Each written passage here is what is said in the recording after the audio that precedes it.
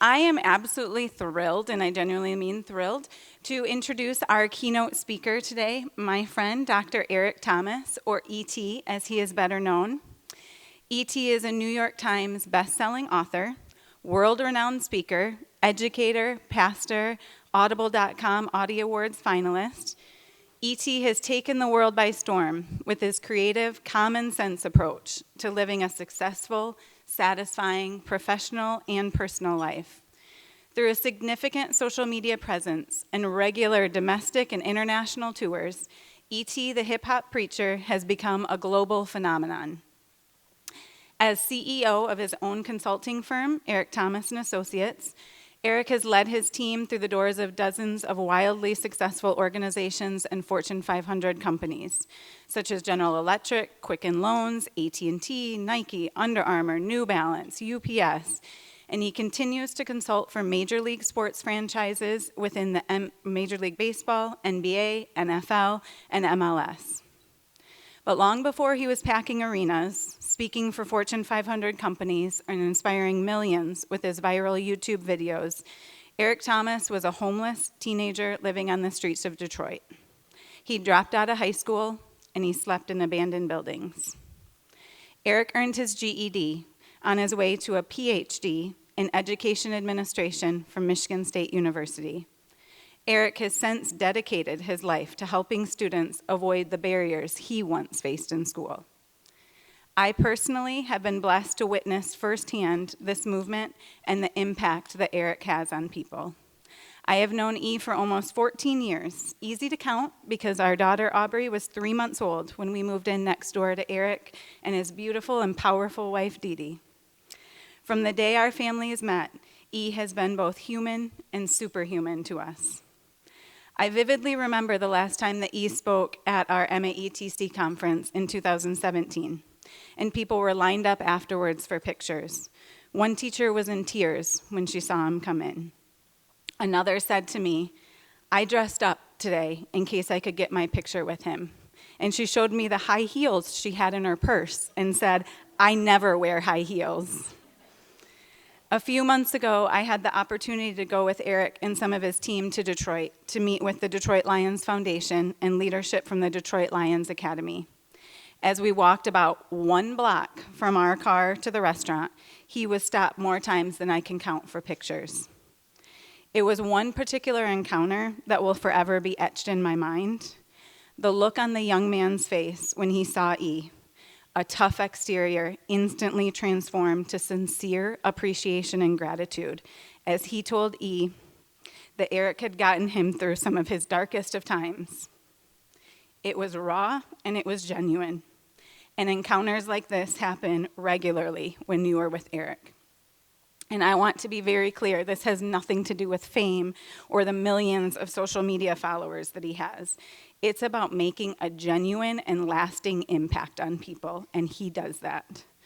I am so grateful that he is able to be here today, and it is my honor to welcome E.T. to the stage.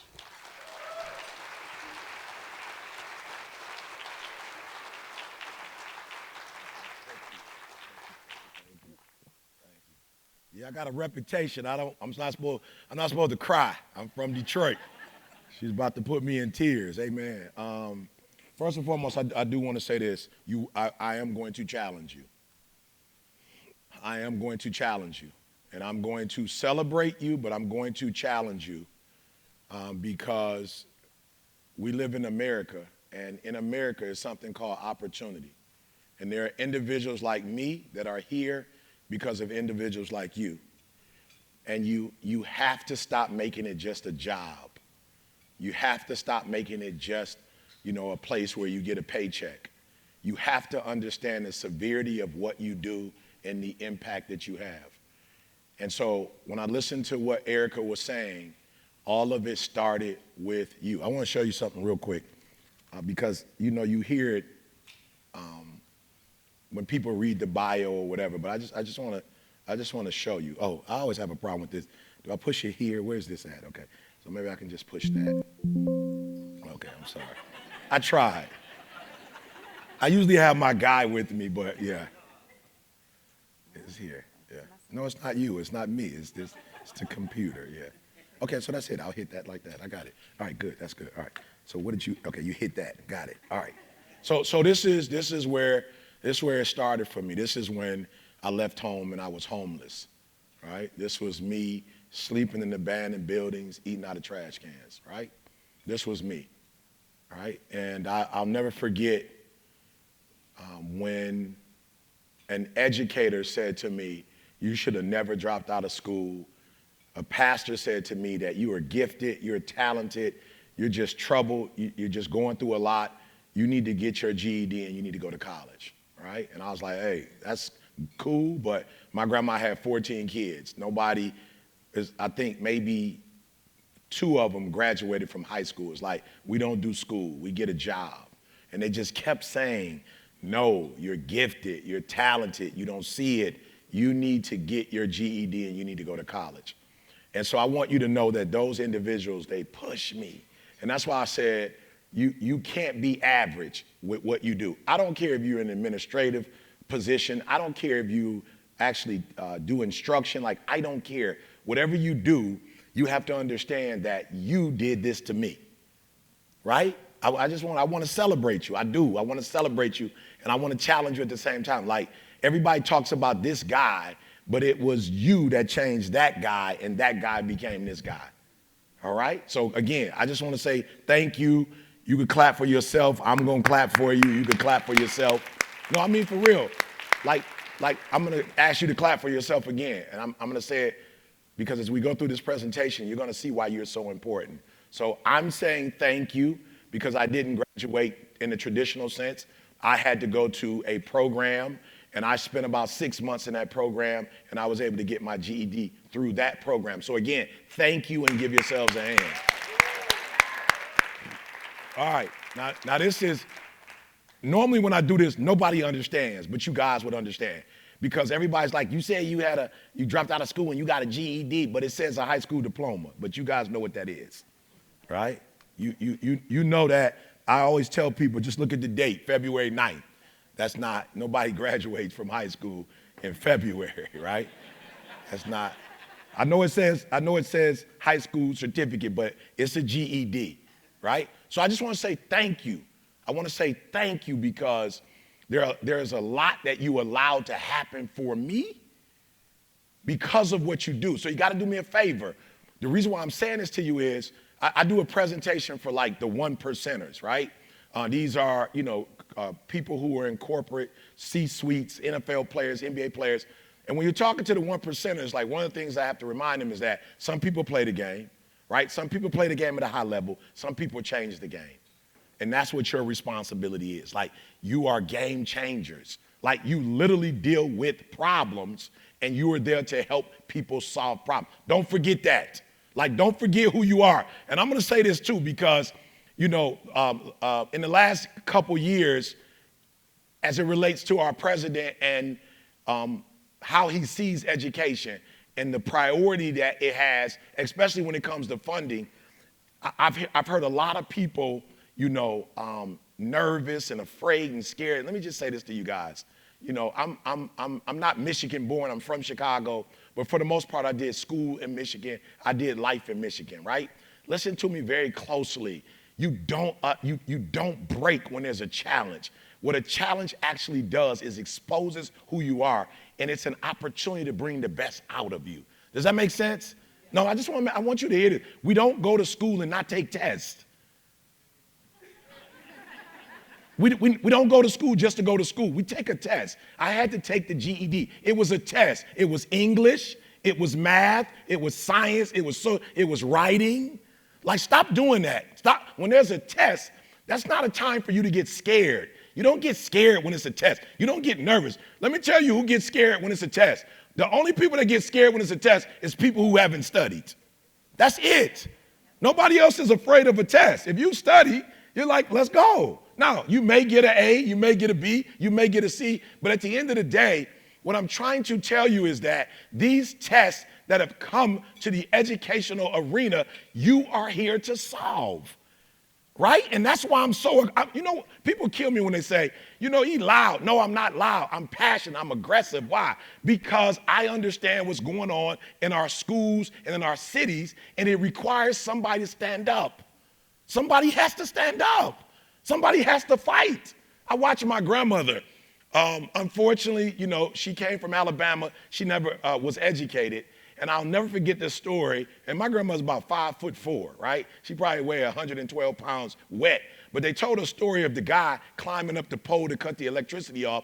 And my grandmother came outside with a shotgun and said, if you cut the electricity off, I'm cutting you off. So either my electricity stay on or I'm taking you out. Like literally, I saw my grandmother in the Herman Gardens chase down a young thug who took her purse and pulled out a knife and got her stuff back. My grandmother wasn't aggressive. My grandmother was protecting what was hers. And we got to get to a point. I don't care if it's the President of the United States of America. He's not, listen to me. You guys, listen to me. Y'all got to understand something. I respect, I don't care who it is. Ford, when I was a kid, Jimmy Carter, Bush, I don't care. The President of the United States of America has never visited my neighborhood. That's my neighborhood. I don't expect to see Trump on 8 Mile in Detroit. But that's my neighborhood. So I have to protect my neighborhood. And I don't protect my neighborhood just from certain people. I protect it from everybody. This is our state. We got to stand up for it. These are our students. We have to stand up for them. Even if we have to stand up to the President of the United States and convince him of why we need money, or the governor, we have to do whatever we have to do. And we're counting on you to do that. I'm counting on you to do that. Because who knows better than what our babies need than you? And why am I here? I am here because I am a product of you. I charge $100,000. I won't get 10% of that here. Why? Because I don't expect it, because you don't need to give me a bunch of money. You need to use your money to create more Eric Thomases. Does that make sense? You need to use the money to create, so I'm going to support you as long as you're support. So do me a huge favor. When there's tests, stop. Okay, what's the word I want to use? Because I wanted to use a nice word. Like stop shrinking. And I watched my grandmother. She had 14 kids. You know how many cousins I had? And I remember my grandmother without a salary going to the Eastern market. And I remember being in line with my grandmother and she got the salami or the bologna with the red on it. And I remember her coming home with a carton of eggs and that salami and some oatmeal or grits. And I remember her feeding all of us. I don't remember her crying saying she didn't have enough. I don't remember her giving up. I remember being a kid standing in the Focus Hope line. I remember getting the thing that said beef. It was a white container and it had beef and a cow on it. I remember the peanut butter that you had to have skills to spread it. You had to have a skill set. You couldn't just spread it on the bread and tear the bread up. You had to learn how to get the oil on the top and evenly proportion the oil with the peanut butter and put. Are you hearing what I'm saying? I didn't see my grandmother giving up. I didn't see my grandmother quitting. I didn't see her complaining. I saw her make a way out of no way. We are in a test. And for many of our babies, they are in a war. And they need you to be the best version of you can be, so we can get what we need as a state and we can take care of our babies. So again, thank you for being here. Thank you for what you're doing. Congratulations. And after the congratulations, let's go to work. Y'all ready to work? Come on, y'all ready to work? All right, so at some point, I'll get all of you, okay. So again, thank you. This was the start for me. So I don't have my PhD on the wall. I don't have my master's degree on the wall. I don't have my 4-year degree on the wall. This is the one for me right here. This is the gateway. This is what gave me an opportunity to go to college. This piece of paper right here. So do me a huge favor. That video that they showed, I'm going to ask Carl to give you another version because that was good, but I'm going to ask my boy Carl to recreate this for you. I want you to watch that every day. Because what happens is you forget about what you saw and you let real life. You let it make you come to work 50% or 60%. And I want you to watch those videos because what you do makes a huge difference in our life. So I'm going to walk you through a couple pictures, right? And I'm gonna give you a couple principles, and I'm gonna get out of your hair. So this is what you did for me. So just in case you don't know, back in the day, I'm a 70s kid. So back in the day, there was no graduation when you got a GED. There was no ceremony.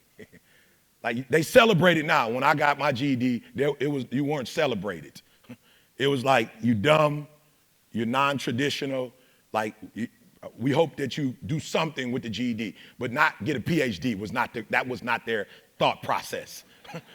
Like, so they weren't thinking, oh, you got a GED, now he's gonna get a PhD. That wasn't the thought. It was like back in the day, and I know it's different now.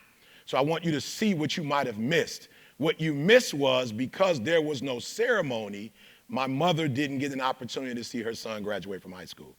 So she missed that opportunity. But guess what? Because of that GED, she got 3. So she got the 4-year degree, she got the master's degree, and she got the PhD. Right? Listen to me, I owe that to my mom. That's something that I owe to my mom because my mom got pregnant with me at 17 and wasn't able to go to college. But she graduated top 20 in her class, but because she got pregnant, she had to go to work, right? And back then, she didn't even get to try, they weren't letting her go across the stage because she was pregnant. I know some of y'all are young, but some of y'all remember when you were pregnant, they weren't celebrating you. Does that make sense? So let's just keep going. These are the doors that you open up for me. I just want you to see it, so when you go back to work, you give me 120%. You game change. When you go back, regardless of what the president is doing, regardless of what all the challenges are in the state of Michigan, I need you at 120%. Now look, I don't study basketball like I used to with Isaiah and Dumars and Dennis Rodman them. I watch it a little bit, right? And when they got to 3-1, I was like, okay, I don't know if they can win or not, but if they're going to win, whoever the number 1 draft pick was, he gonna have to go to work, right? And that's exactly what K did. He went to work night after night after night, and they end up some kind of way winning the series, and last night they beat the Cavaliers. Listen to me very closely. I'm just being honest with you. If we can't count on you, I don't know who we can count on. I'm just being honest. Like for those of us who don't finish traditionally, those of us who don't get the scholarships, we don't get all the, the acceptance letter to all these different colleges. For those of us who don't do that, we need you. And I need you to take that serious. Like I really do need you to take that serious because when I think about my life, people try to make me an anomaly. I'm not an anomaly. I am a product of the state of Michigan. That's what I am. I just didn't wake up and do this. There were some conversations that I had when I was studying for the GED. There were actual humans. This is before AI. There were actual humans when I went to night school. They were actually having conversations with me when I was at night school. There were things that they were saying to me, and they were encouraging. There were things that they were saying to me that gave me hope. And sometimes all people need is hope. They were saying things to me as if I were their child. They were saying things to me as if they believed in me. And because they believed in me, now I'm not just getting a PhD, but Coach Izzo paid for my PhD. So I didn't just get a PhD. I worked for Michigan State basketball. I was there when Draymond and those guys were there, right? I established a relationship with Coach. And don't say this because I don't want to get in trouble with nobody, but Coach would always say, it's Magic Johnson, and then it's Eric Thomas. Right? Don't say that out loud because somebody's going to be like, no, it's not possible. We get Magic, but who are you? Right? But listen to me very closely. This is what the GED did for me. This is what the GED did. I just want you to see it. That's Warren Buffett. That's what the GED did for me. It was a gateway. It was a gateway. And those teachers, when I sat down, they told me, Eric, this is your beginning. This is not your end. Yes, you're homeless. Yes, you're a high school dropout. Yes, you're eating out of trash cans. Yes, you live in abandoned buildings. But this is just the beginning, and the GED is going to open up doors. I never knew it opened up these type of doors. So I want you to know, you need to let those babies know, and you need to know when you go to work that yes, there are kids who finish valedictorian. They do go to Harvard. They do go to Duke. They do. But there are those of us who fell off the track and we got in night school and we got our GED, and we can be and do anything we want to do and be as well, because that GED is not a handout. It is actually an opportunity to take my life to a whole nother level. So again, thank you, but I need you to go to work, and I need you to go to work in a way you've never gone to work before, because anything is possible if you tell us it's possible and you give us the tools we need to make it possible. Can we get some energy for that? Can I get some love for that? So listen to me. I'm a high school dropout in the room with billionaires and contributing in the room. And it started from the GED. So, number one, here's what I need you to do. I want you to write this down because I want to make sure we're clear. What do you want? What do you want? If you're going to be working for the state of Michigan for the next 3 years, 5 years, 10 years, I don't know how long you're going to be working for the state, but I want to ask you a question. What do you want? What do you want? Write it down. What do you want? Because if you don't have a North Star, you can't possibly give me one. If you don't have hope, you can't possibly give me hope. If you're not inspired, you can't possibly inspire me. So let's start with you. What do you want? And what I want is to show my appreciation to everybody who helped me get out of that abandoned building. Everybody who helped me to get that GED. And that's why I do free videos. And that's why I show up to places like this. I know my North Star. My North Star is to pay it forward. And the best way to pay it forward, number two, is to continue to develop as a human. The better I get, everybody else gets. That's number two. I want you to write that down. I don't know what you want, but after you get that, I dare you to continue to become a lifelong learner. Why? I'm going to tell you guys why. This is so important. So the first one, I want to make sure we're clear. I ask you the question, what do you? Good. One more time. What do you? Good. And I ask you that because it's not a hard question. You should be able to answer that. Let's start real simple, right? Anybody, any English lovers in the room? A simple sentence. Give me a simple sentence. Bob ran. Okay? That's simple. It's not a complex sentence. What I just asked you is not complex. You are a human. You are alive. What do you want? Because if you don't want anything, you're not going to give anything. If you quit on life, then you're going to quit on everybody around you. Okay, so let me give you an example. I'm a high school dropout. Guess why? Because my father was a high school dropout. I went to Michigan State, got a PhD. I have 3 degrees. My wife has 2. Guess what my kids didn't do?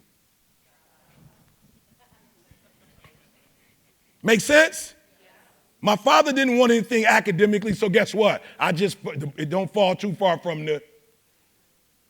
Listen to me, when my kids came out, we put the press on them. Your mama is a registered nurse with 2 degrees. Your father is a well-known motivational speaker with a PhD. Get to work.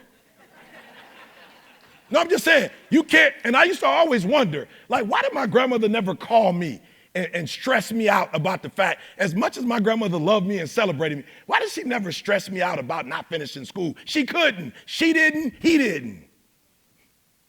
You can't hold somebody accountable to the level that you're not holding yourself accountable. So you can't say anything about me dropping out. You dropped out. There is a standard that if you set, people will get to the level of that standard. So I ask you, what do you want? You still have breath and you're not, what do you want? And if you don't know, make up something. Because if you don't know what you want, then you are almost, no disrespect, you are useless in terms of helping somebody else get to the next level. So go figure it out. And please, in the United States of America, don't come to work just for a check. I'm telling you, as an African-American male whose ancestors went through slavery, there are too many opportunities for me just to come somewhere for a check. Martin Luther King didn't go through what he went through so I can just go somewhere and get a check. Yes, we need income, but we also need to leave impact. Wherever we go, if you're getting a check, if somebody's giving you income, then you need to give them impact. If somebody's making sure that your bills are taken care of, then you need to, are you hearing what I'm saying? My agent called, he was like, Eric, I know we got all this stuff to do when I said, this is my next door neighbor. My wife is only in Michigan because of Erica and Mike. I wouldn't even be here, I promise you. We got a home in San Diego. I'd be in San Diego. But my wife loves the neighborhood.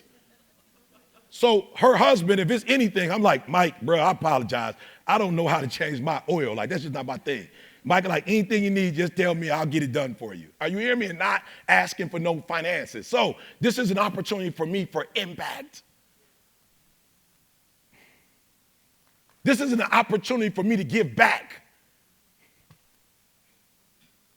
She used the word human. Do me a favor. Be human. How are you human? You have a North Star. You're not human if you're just waking up every day. You're not human if you're not doing impact. And then with your impact comes what? Influence. So now because of my impact, I get to walk down the street and kids want to pray with me or kids want to talk to me and I can encourage them to get to. So number one, what is your North Star? And I need you to look at that every single day. And when tests happen, you don't stress when there's a test because you go back to why you're doing this in the first place. And when you realize what you're doing in the first place, then you fight everybody else. Listen to me. I'm not mad at politicians. I taught K through 12, and then I taught at Michigan State. I'm not mad at no politician. They've never been in the classroom. Whatever decisions you're making, you're not even making from a real perspective. You've never been in the classroom. You've never been in the classroom in April. For those of you who've taught,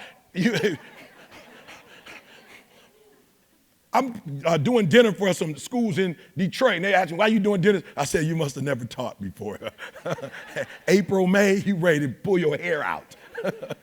So the politicians never been there. They've never been there in September.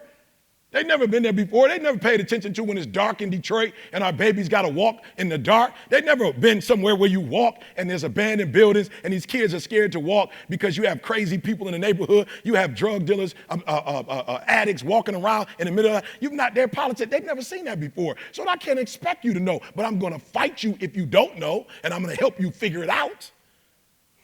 There's money in America. Don't ever let nobody tell you there's not money in America. It's just somewhere different. Like we're not broke. They print it on a regular basis. But we got to fight to go get it.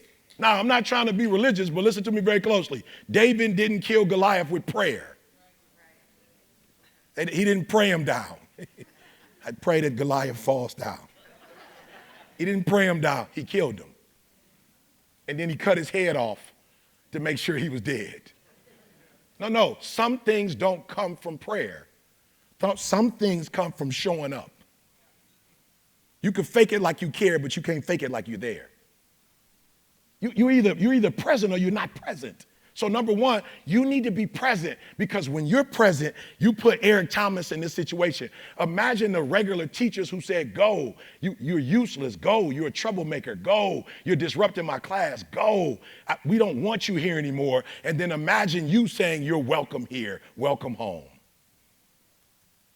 Imagine you giving me a second opportunity, and now look at what this opportunity looks like. I'm running with billionaires. I don't know if I would have been able to do that if I had graduated regular school.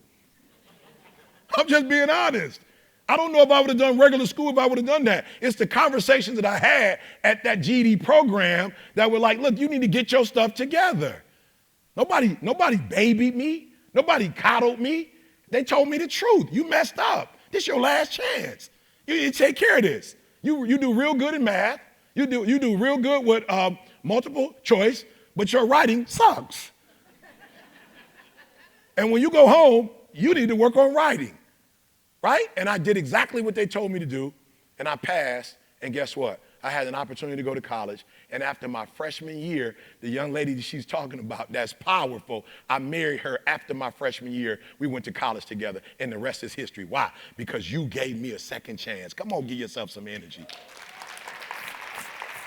All right, so number one, we talked about knowing what you want. That's critical. Right? What was number two? Come on, what was number two?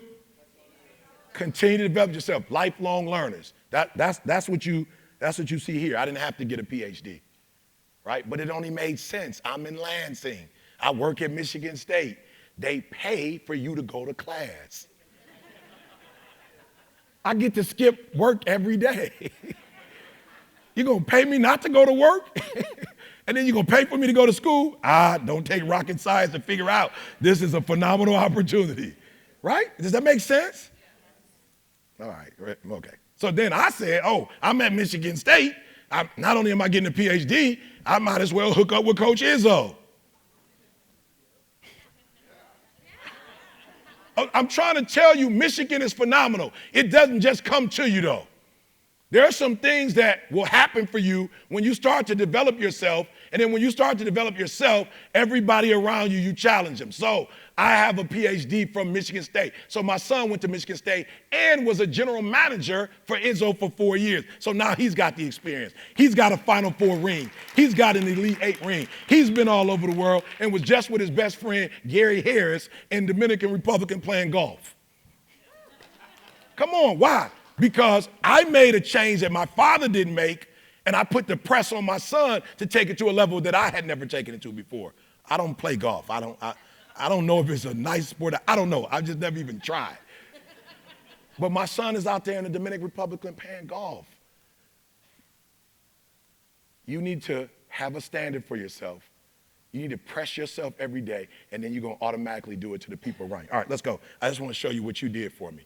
I want to show you what you did for me. So, of course, you know, if I'm doing all this stuff across the world and me and Izzo are close, of course you know I'm going to run into Magic Johnson, right? Come on, that one only makes sense. Izzo, Magic, that one makes sense, right? But I continue to make a change in young people's lives all over the world. Does that make sense? So I'm helping coaches help develop their kids, right? Right? So you can't see it, but that's a Jordan shoe. And they literally, CP3 literally took the words from my motivational speeches and put it on a shoe and made it into a shoe. No. Do me a huge favor.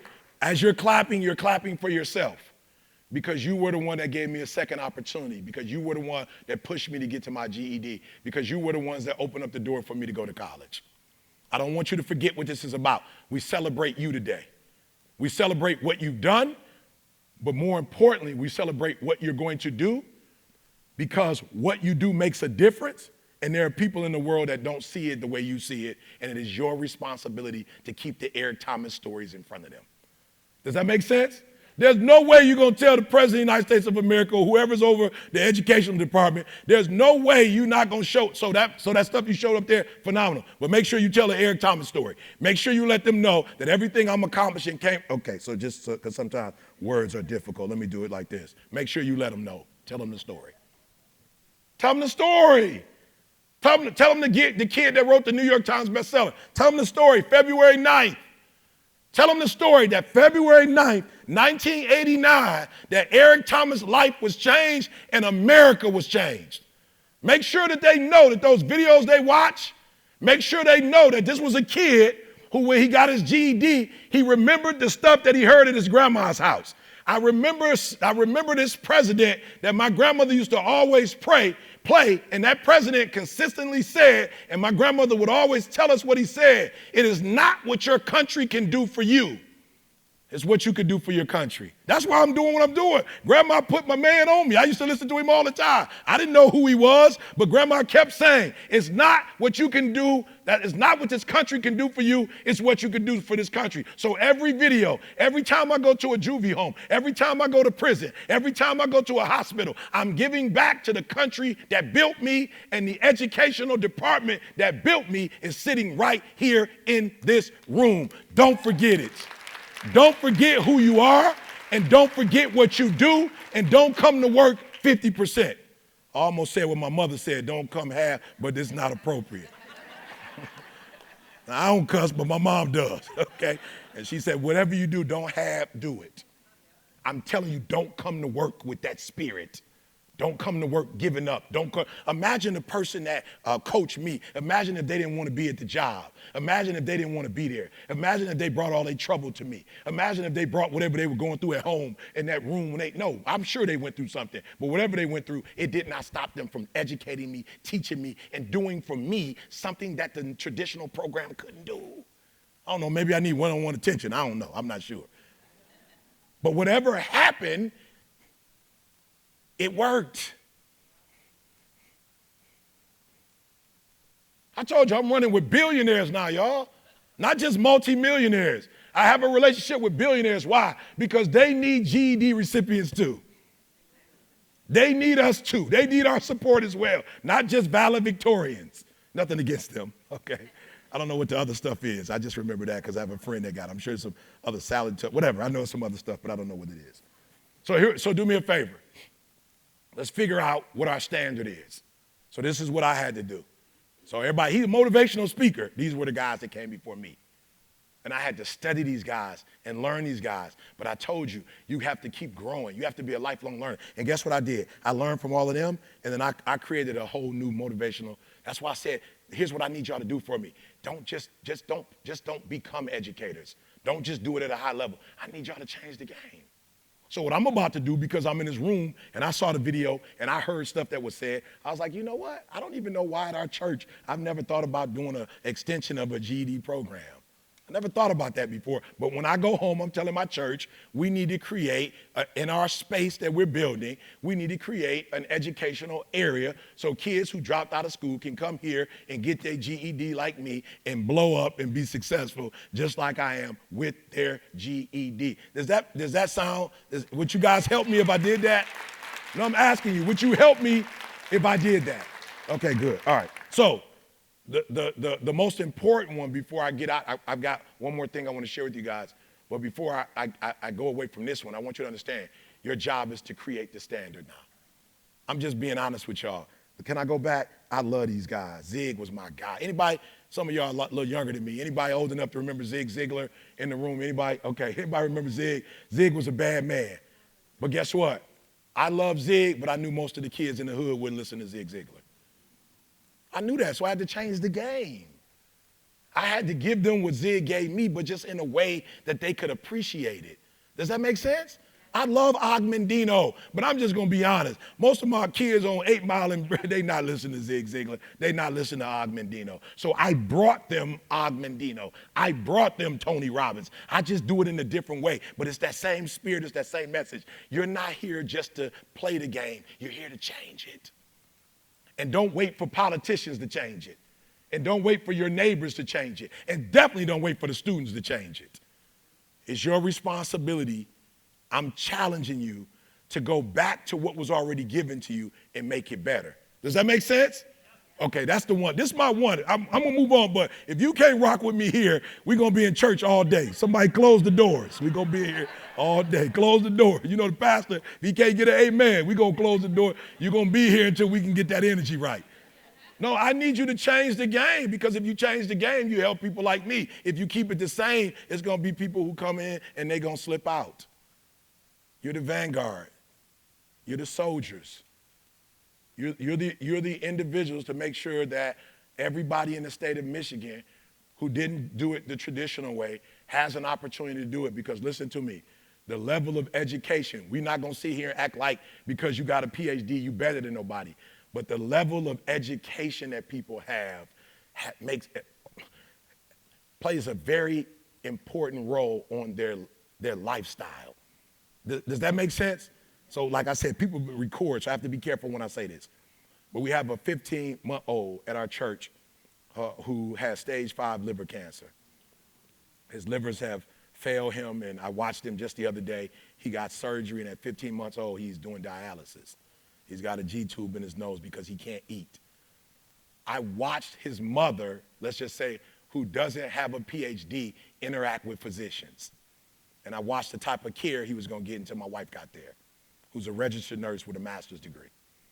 And I watched my wife speak to those physicians with a vernacular that challenged them, that despite the fact that he didn't have Blue Cross and Blue Shield, that he should get the same care that a person does, that a child does. I watched my wife's education kick in. And I watched when she spoke to the nurses.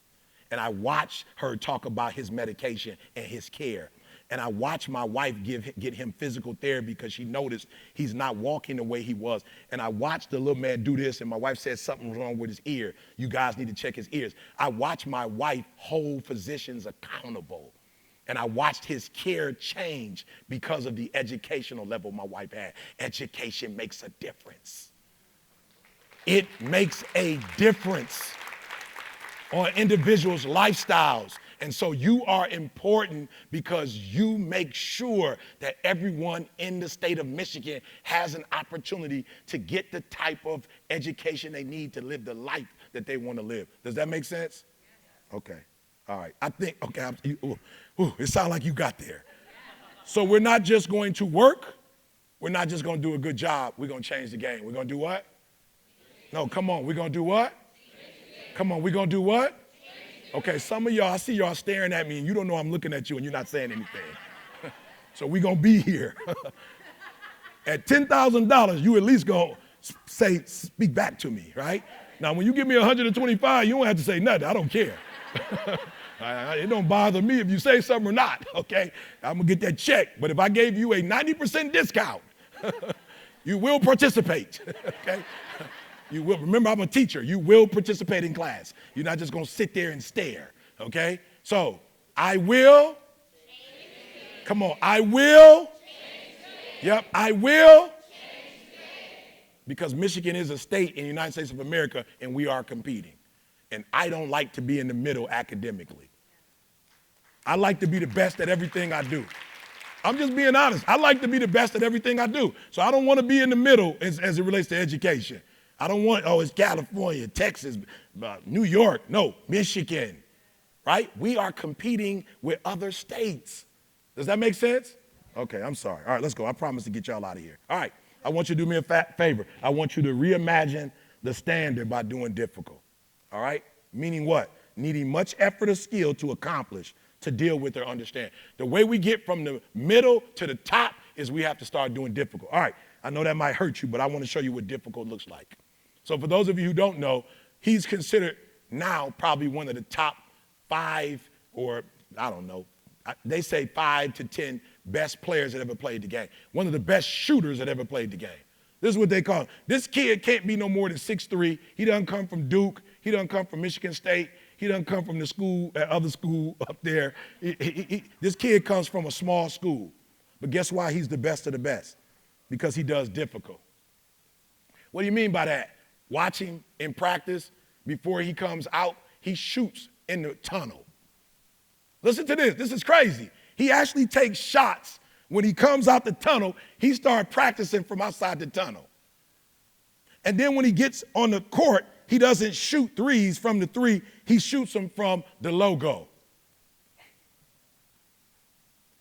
Okay, so you got to hear what I'm saying.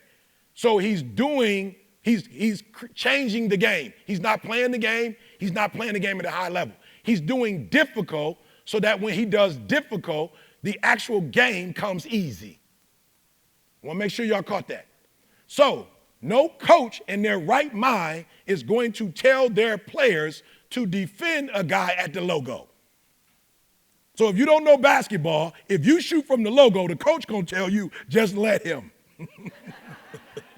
If he going to shoot from the logo, don't even check him. Just let him. Because we don't want him to fake it from the logo and then come in. So just whatever, his percentage can't possibly be good from the logo. And this kid just keeps shooting from the logo. And so now he's turned the 3-point line. Now guess what else? For those of you who are a little young, you're young, you don't know that back in the day when you watched the playoff game, the score wasn't 130 to 140. You don't know when the Pistons played with Isaiah, it was like 74 to 68. So guess what happened? This kid has changed the game. Nobody wants to shoot 2-pointers anymore, and nobody want to go to the basket. Every kid in America now is shooting from the logo. He changed the game. You too can change the game if you want to. But how do you do it? You don't do it by doing what you do every day. You do it by doing something difficult. You do it by getting off the streets of Detroit. You do it by getting a job and going to night school. You do difficult. You do what your boys aren't doing. So you tell them, while y'all playing at night, I got to go to school. And you do difficult, you end up going to college and getting a 4-year degree. You do difficult, you don't like to write. You don't like to read. You don't comprehend well. And you go get a master's, which is not multiple choice like the 4-year degree. Master's is a lot of writing. Then you go get a PhD, dummy, where it's all writing. You put yourself in the most uncomfortable position you could possibly put yourself in.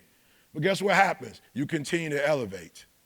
Because when you do difficult, easy becomes easy. And when tests come, those tests are also easy.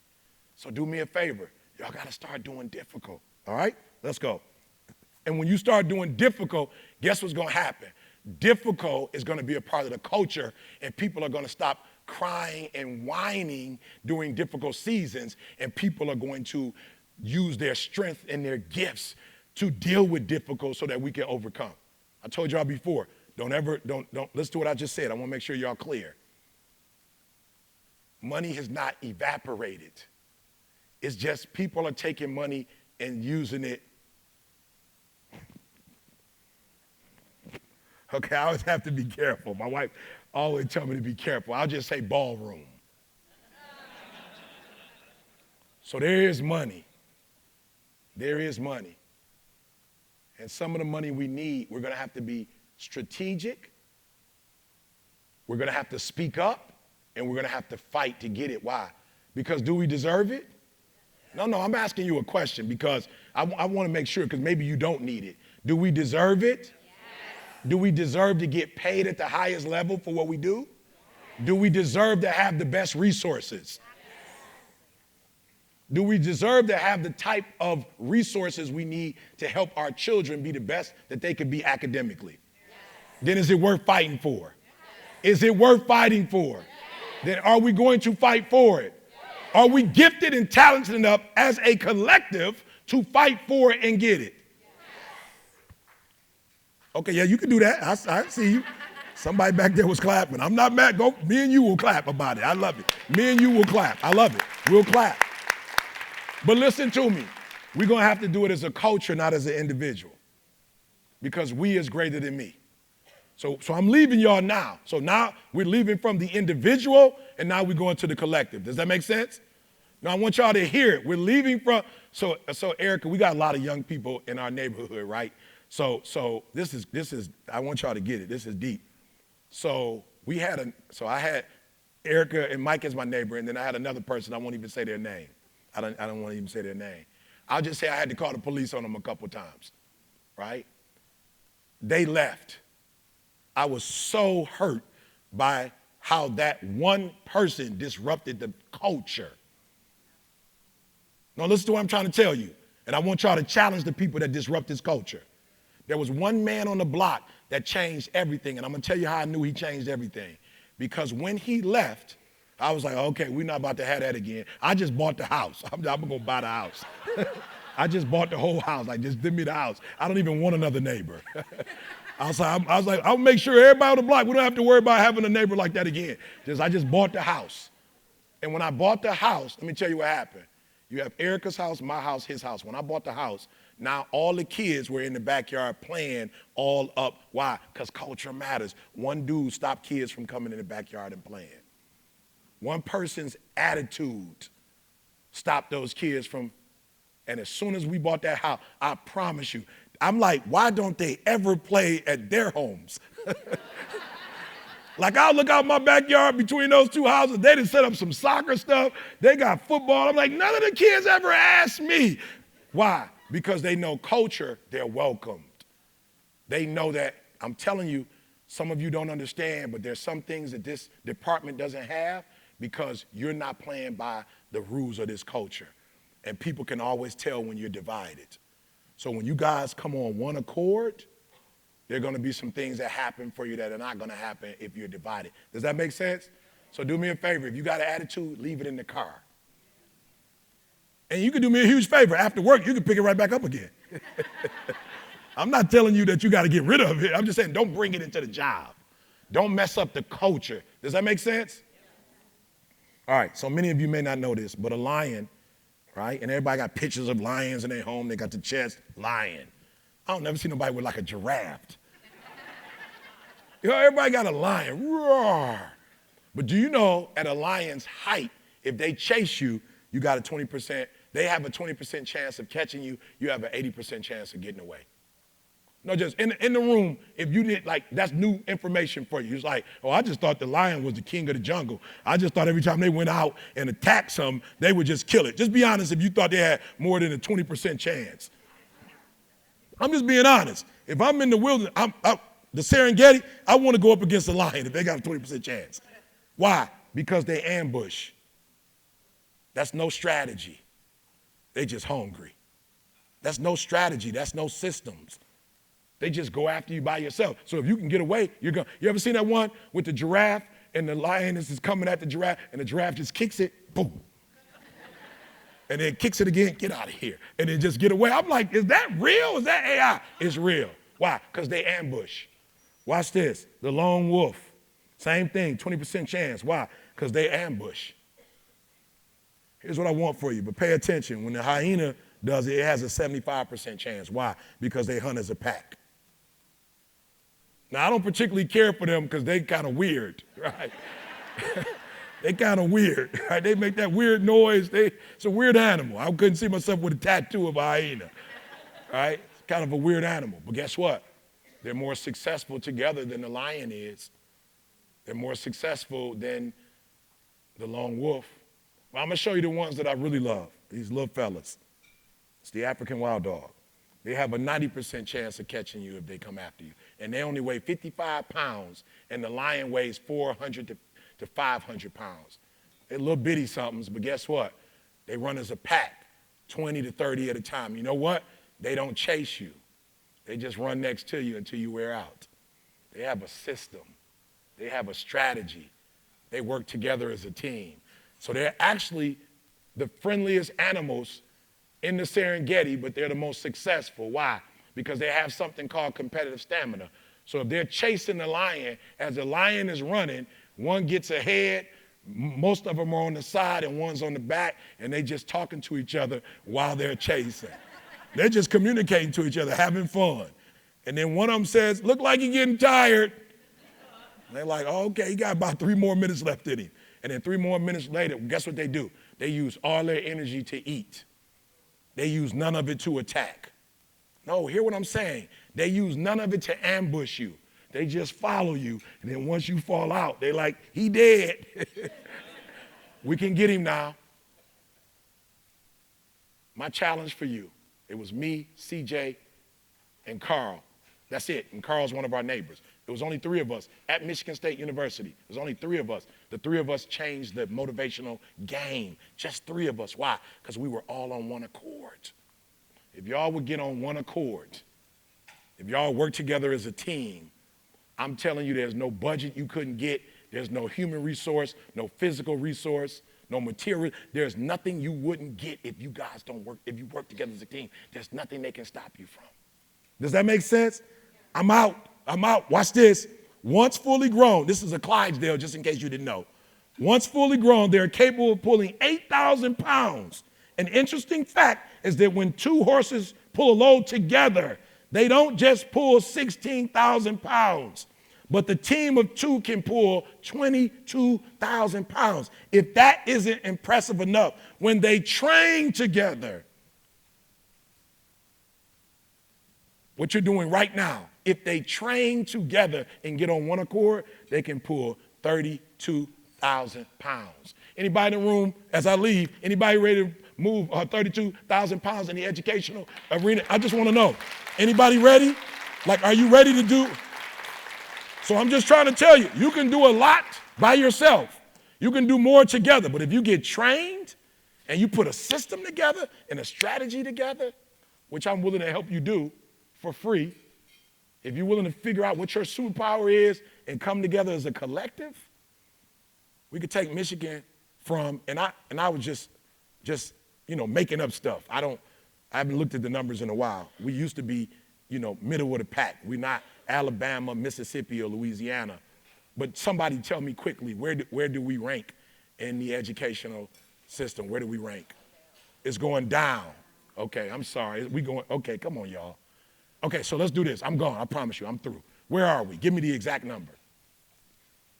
Somebody give me the exact number. Are we 36? 44th. Okay, in reading. Okay, so let's do this. Because this is what I do in schools. We figure out what a challenge is, and then we try to fix that challenge. I'm saying 46? 44th. So let's try to get to 39. Let's get into 30s. Let's make a commitment. I told you I have a tool. Let's try to figure out what our strengths are. Let's try to get to 39 in the next 3 years. Is that enough time? 3 years, is that enough time? In 3 years, right, I'm with you. All my resources I'm going to put into it. And let's try to get from the 40s to the 30s in 3 years, 39 in 3 years. Can we need a goal. We need something to shoot for. We need something. Can we commit to that? Can we commit to that? Okay, all right. So I leave you with, say it with me, I can. Come on, say it with me, I can. I just want you to see my team of 4 that's killing the game in the world. Y'all, it's more than 4 here. So say it with me, I can, I will, I must. Come on, I can, I will, I must. I'm just showing you what it looks like when you work together. When you got a phenomenal coach, you got phenomenal players. I'm just showing you what it looks like. That's it. I'm just showing you what it looks like. And we're going to go from 40s, 44th, we're going to go to 39. So one more time. I can, I will, I must. Thank you for your time. And do not forget,